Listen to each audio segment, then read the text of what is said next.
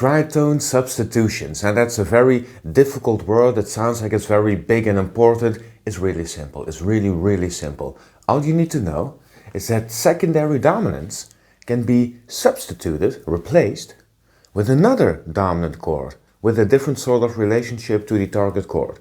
Okay, so what is that relationship? Well, let's check it out. Let's say we're going to C. This is C major 7th. Now, the secondary dominant, or the dominant, but for now a secondary dominant, would be G. G7 would move to C. Okay. Now the reason it's called a tritone substitution is because it's a tritone removed from the secondary dominant. Now tritone, 3 tones, that's what tritone means, 3 whole tones. So that's 1, 2, 3.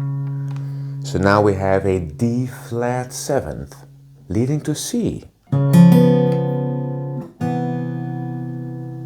So if we want to go to C, and we got all these other chords.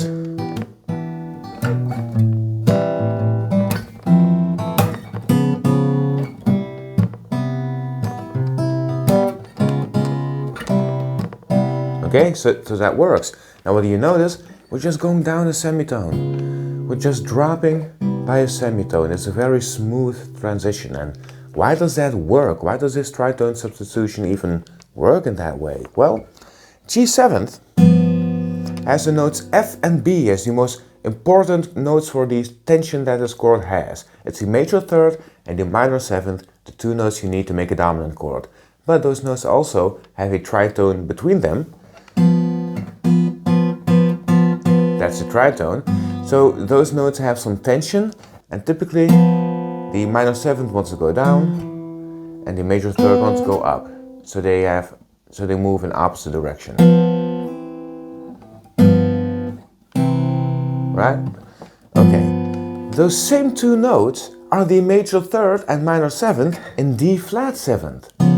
Except this time, what used to be the major 3rd is now the minor 7th, and what used to be the minor 7th is now the major 3rd. But they're the same 2 notes, having a very similar tension moving to C. Of course, this note can also just stay where it is, creating the major 7th.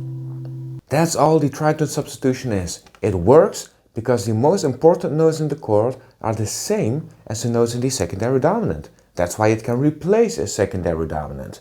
And what you need to know that's important to remember is that we're dropping down by a semitone. Okay, so now this should be really easy to work with. Let's figure out what's the tritone substitution moving to E. It's F, because F is a semitone up from E and we want to move down. So in the key of C, we got an E minor 7th chord, and we're going to move to it using a tritone substitution. Let's go.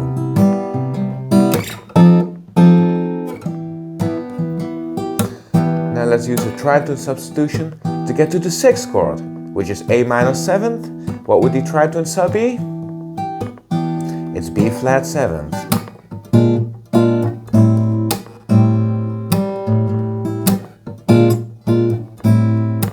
I kind of like that sound. Keep moving down.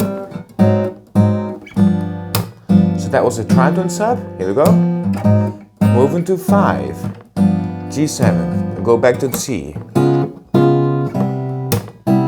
Okay, so if you're going to use it this much, and you're going to make it so overt, so obvious, it's going to be kind of a gimmick. But it's also kind of a flavor that your chord progression can have. A sort of specific taste used for this song. I mean, there's nothing wrong with it. But that should help you get used to what tritone subs sound like.